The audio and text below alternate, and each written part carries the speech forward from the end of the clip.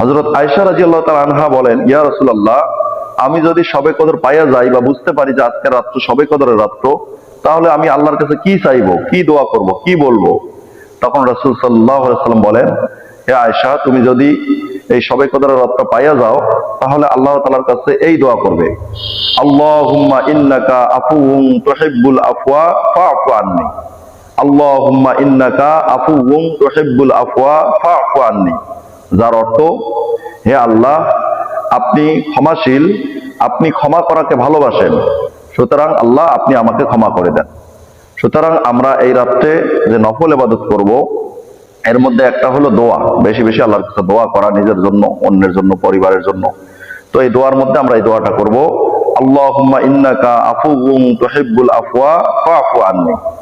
আরবিতে না পারি, বাংলায় বলবো, হে আল্লাহ, আপনি অত্যন্ত ক্ষমাশীল, আপনি ক্ষমা করাকে ভালোবাসেন, সুতরাং আপনি আমাকে ক্ষমা করে দেন। এই দোয়া করব। আসসালামু আলাইকুম ওয়া রাহমাতুল্লাহ। নাহমাদুহু ওয়া নুসাল্লি আলা রাসূলিহিল কারীম, আম্মা বাদ।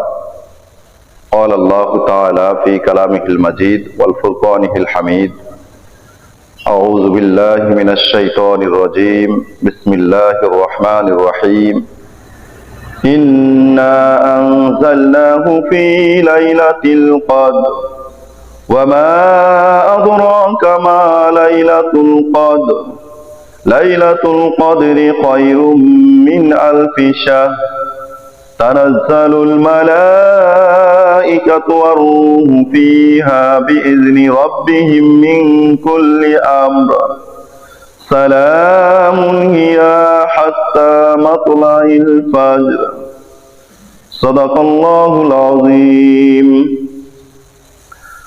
আলহামদুলিল্লাহ, আল্লাহ তাআলা শুকরিয়া যে আল্লাহ তাআলা আমাদেরকে দীর্ঘ 1 বছর অতিবাহিত করে মহামান্বিত, রহমতপূর্ণ, বরকতপূর্ণ, সম্মানিত মাস রমজান মাসে পদার্পণ করার তৌফিক দান করছেন এবং একে একে আমাদেরকে দীর্ঘ 26টি রোজা আদায় করার তৌফিক দান করছেন। এজন্য সেই মহান রব্বে কারিমের দরবারে দিল থেকে শুকরিয়া আদায় করি, একবার বলি আলহামদুলিল্লাহ। এবং দরুদ ও সালাম পেশ করি সাইয়্যিদুল মুরসালিন, খাতামুন নাবিয়্যিন, রাহমাতুল লিল আলামিন মুহাম্মদুর রাসূলুল্লাহ সাল্লাল্লাহু আলাইহি ওয়াসাল্লামের উপর। সকলে বলি সাল্লাল্লাহু আলাইহি ওয়াসাল্লাম। সম্মানিত ভিউয়ার্স, আশা করি সকলেই ভালো আছেন। আলহামদুলিল্লাহ, আমিও ভালো আছি। সম্মানিত ভিউয়ার্স, এই ভিডিও থেকে আমরা জানবো শবে কদর কি, শবে কদরের রাত্রের ইবাদত কি, শবে কদরের রাত্রে কি ইবাদত করতে হয়, কত রাকাত নামাজ পড়তে হয়, কোন সূরা দিয়ে পড়তে হয়, এই সব বিষয়গুলো আমরা জানতে পারবো ইনশাআল্লাহ। তাই ভিডিওটি না টেনে সম্পূর্ণ ভিডিওটি দেখার চেষ্টা করবেন এবং যারা চ্যানেলটি এখনো সাবস্ক্রাইব করেননি, চ্যানেলটি সাবস্ক্রাইব করে বেল বাটনটি প্রেস করে দিবেন এবং যারা ফেসবুক থেকে দেখতেছেন অবশ্যই পেজটিতে ফলো দিয়ে সাথে থাকবেন। তো কথা না বাড়িয়ে চলে যাচ্ছি মূল ভিডিওতে। এবং আসরের সময় আসরের 4 রাকাত কাজা নামাজ আদায় করে নিলেন এবং মাগরিবের সময় মাগরিবের 3 রাকাত কাজা নামাজ আদায় করে নিলেন এবং ঈশার নামাজ যখন আদায় করলেন, ঈশার নামাজের পরে বা আগে 4 রাকাত কাজা নামাজ আদায় করে নিলেন এবং সাথে ভিতরের 3 রাকাত কাজা নামাজ আদায় করে নিলেন। এভাবে দৈনিক 5 ওয়াক্ত নামাজের সাথে সাথে আপনারা জীবনের কাজা নামাজগুলো এভাবে আদায় করে নিতে পারবেন ইনশাআল্লাহ। সম্মানিত ভিউয়ার্স, সম্মানিত মুসলমান ভাই ও বোনেরা, আমরা সকলেই জানি যে রমজান মাস মহামান্বিত মাস, রহমতের মাস, মাগফিরাতের মাস, নাজাতের মাস। এবং এই মাসে একটি গুরুত্বপূর্ণ রাত্র আছে যেটার মূল্য, যেটার সম্মান, যেটার দাম অনেক বেশি, যেটার মূল্য আল্লাহ তাআলা আমাদের কাছে বাড়ায় দিয়েছেন, সম্মান বাড়ায় দিয়েছেন, যে রাতটিকে আমরা লাইলাতুল কদর বা শবে কদর নামে চিনি। তো এই লাইলাতুল কদর বা শবে কদর অর্থ হলো, সব হলো ফার্সি শব্দ যার অর্থ হলো রাত্র, এবং লাইলাতুন হলো আরবি শব্দ যার অর্থ হলো রাত্র। সুতরাং লাইলাতুল কদর বলেন আর শবে কদর বলেন, এটার অর্থ হচ্ছে সব মানেও রাত, লাইলাতুন মানেও রাত, আর কদর অর্থ হচ্ছে সম্মানিত, মহামান্বিত এবং তাৎপর্যপূর্ণ এবং ভাগ্য। সুতরাং লাইলাতুল কদর হচ্ছে সম্মানিত রাত, মর্যাদাপূর্ণ রাত বা ভাগ্য রজনী যাকে বলা হয়। এবং এই রাত্রের ইবাদতের মূল্য হচ্ছে 1000 মাসের চেয়ে উত্তম। কেননা আল্লাহ তাআলা স্বয়ং নিজেই এই রাত্রের ব্যাপারে কোরআনের মধ্যে একটি পূর্ণাঙ্গ সূরা নাজিল করেন, যাকে আমরা সূরা কদর নামে জানি। যে সূরার মধ্যে আল্লাহ তাআলা বলেন, ইন্না আনজালনাহু ফি লাইলাতিল কদর, অর্থাৎ নিশ্চয় আমি একে নাজিল করেছি, অর্থাৎ কুরআনকে নাজিল করেছি। পরের আয়াতে আল্লাহ তাআলা বলেন, ওয়া মা আদরাকা মা লাইলাতুল কদর, আপনি কি জানেন এই শবে কদরের রাত্র কি, এই শবে কদর কি? আল্লাহ তাআলা পরে নিজেই বলতেছেন, লাইলাতুল কদরি খায়রুম মিন আলফি শাহর, শবে কদর হচ্ছে 1000 মাসের চেয়ে উত্তম। সুবহানাল্লাহ। এবং এই উত্তম যে কত বেশি তা আল্লাহ তাআলাই ভালো জানেন। এবং এই রাত্রে কি হয় আল্লাহ তাআলা সেটাও বলেন।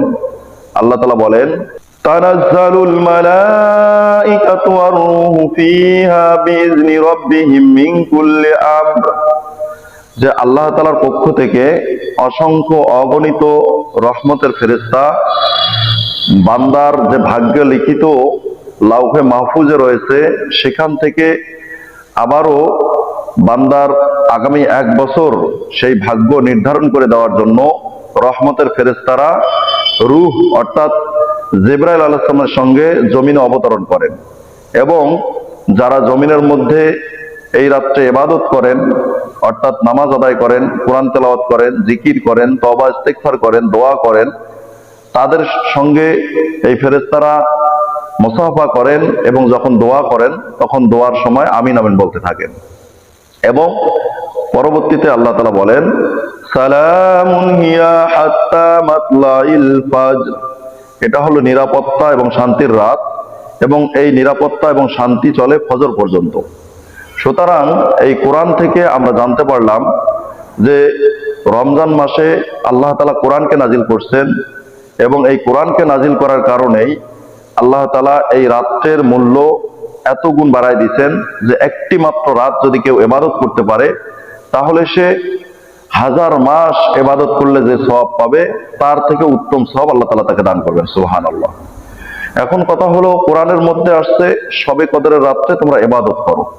এখন শবে কদর কবে হবে এটা আল্লাহ তাআলা জানায় দেন নাই, কেননা এটাও আল্লাহ তাআলার বিশেষ রহমত। কেননা আল্লাহ তাআলা জানতে চান যে তার বান্দারা এই রাতকে না জেনে কিভাবে এই রাতকে তালাশ করে এবং এই রাতকে পাওয়ার জন্য তারা কতটুকু মেহনত করে, কতদিন তারা ইবাদত করে, এটা আল্লাহ তাআলা দেখতে চান।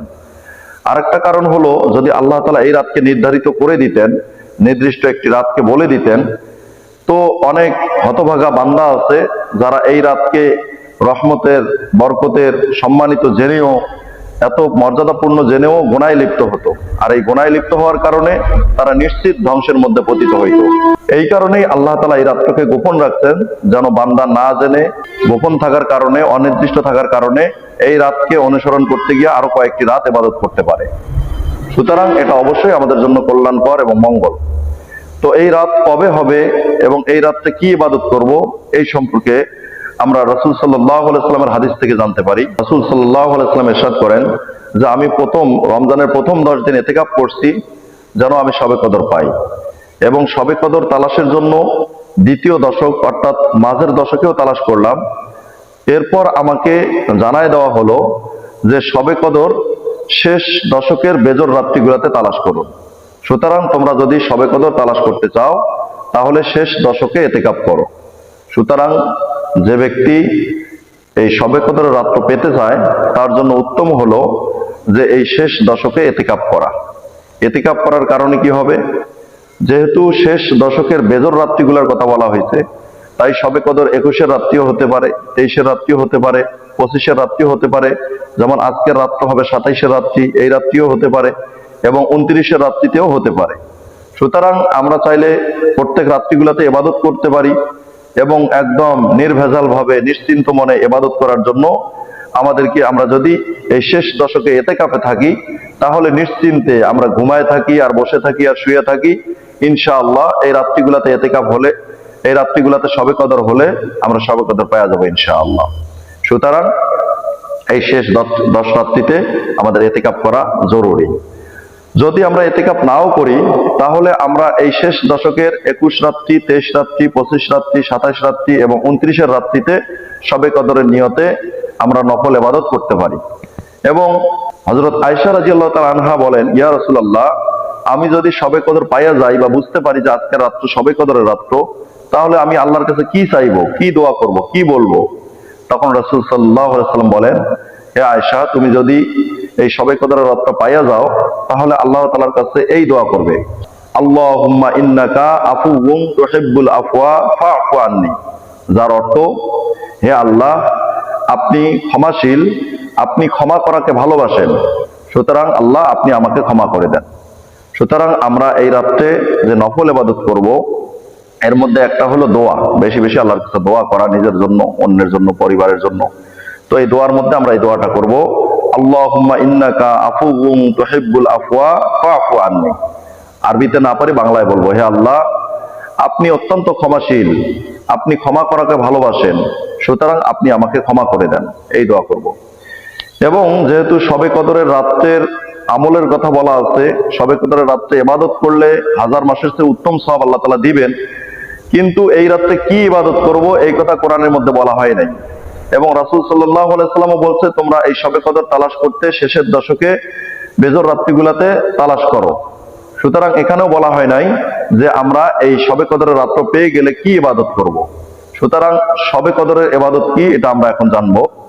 শবে কদরের রাত্রের ইবাদত হচ্ছে স্বাভাবিকভাবে আমরা দৈনিক রাত্রিগুলোতে যে ইবাদত করি সেই ইবাদতই, এখানে নতুন করে বাড়তি কোনো কিছুই নাই। প্রত্যেক রাত্রের ইবাদত বা প্রত্যেক দিনের নফল ইবাদত হচ্ছে 6টি।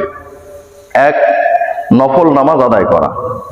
আপনি 2 রাকাত করে নফল নামাজ যত রাকাত পারেন পড়বেন, এবং এই নামাজের ক্ষেত্রে কোনো নির্ধারিত সূরা নেই।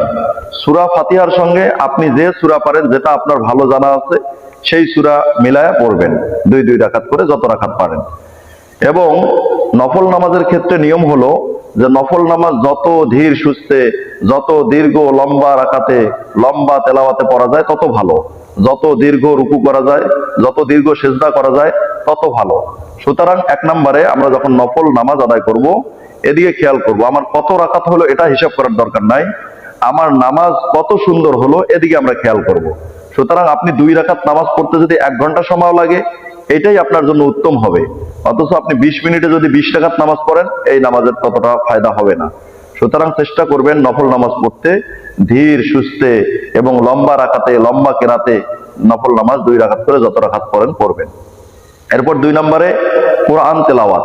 যেহেতু রমজান মাস কোরআন নাজিলের মাস এবং শবে কদরের রাত্রি কোরআন নাজিলের রাত্রি, আর এই কোরআন নাজিল হওয়ার কারণে এই মাসের দাম বৃদ্ধি পাইছে, এবং শবে কদরের রাত্রিতে কোরআন নাজিল হওয়ার কারণে এই রাতের দাম আল্লাহ তাআলা এত বাড়ায় দিচ্ছেন। যেহেতু কোরআন নাজিলের কারণে এই রাতের দাম এবং এই মাসের দাম, সুতরাং আমরা খুবই শান্তভাবে, নীরবে আল্লাহ তাআলার কালাম এটা পড়তেছি, কোরআন হাতে নিয়ে, সামনে নিয়ে আমরা এই কোরআনকে দেখব এবং মধুর সুরে, সুন্দরভাবে, শুদ্ধভাবে, সহিভাবে যতটুকু পারি তেলাওয়াত করার চেষ্টা করব। আমরা প্রথম থেকে তেলাওয়াত করতে পারি, অথবা সূরা ইয়াসিন, সূরা ওয়াকিয়া, সূরা রহমান, সূরা মুলক, সূরা হাদিদ, সূরা কাহাফ, এভাবে যে যে সূরাগুলা পারি সেই সূরাগুলা, অথবা শেষের 30 পারার যে সূরাগুলা আছে সেগুলা, এভাবে আমরা যে যতটুকু যেভাবে যেখান থেকে পারি কোরআন তেলাওয়াত করব। 3 নম্বরে আমরা আল্লাহ তাআলার নামের জিকির, আল্লাহ তাআলার জিকির করতে থাকবো যতক্ষণ পারি। সুবহানাল্লাহ, আলহামদুলিল্লাহ, লা ইলাহা ইল্লাল্লাহু আল্লাহু আকবার, সুবহানাল্লাহি ওয়া বিহামদিহি, সুবহানাল্লাহিল আযীম।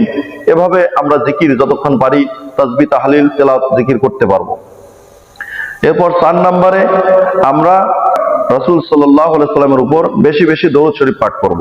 ছোট দরুদ আছে, বড় দরুদ আছে, দরুদে ইব্রাহিম আছে, এছাড়াও আরো অন্যান্য বিভিন্ন দরুদ আছে, হাদিসে বর্ণিত অনেক দরুদ আছে। এই দরুদগুলোর থেকে ছোট বা বড় যেটা আমরা পারি সুন্দরভাবে আমরা মন লাগায়া দরুদ শরীফ পাঠ করি। 10 বার পড়ি, 20 বার পড়ি, 50 বার পড়ি, 100 বার পড়ি, যে যতবার পড়ি দরুদ শরীফ পাঠ করব।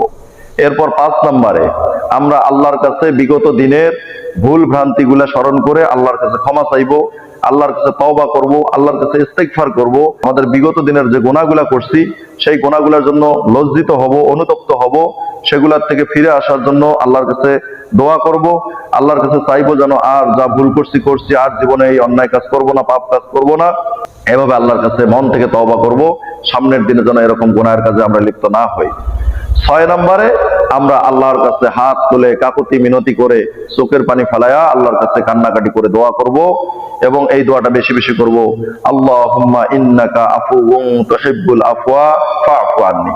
হে আল্লাহ, আপনি ক্ষমাশীল, আপনি ক্ষমা করাকে পছন্দ করেন, হে আল্লাহ আপনি আমাকে ক্ষমা করে দেন।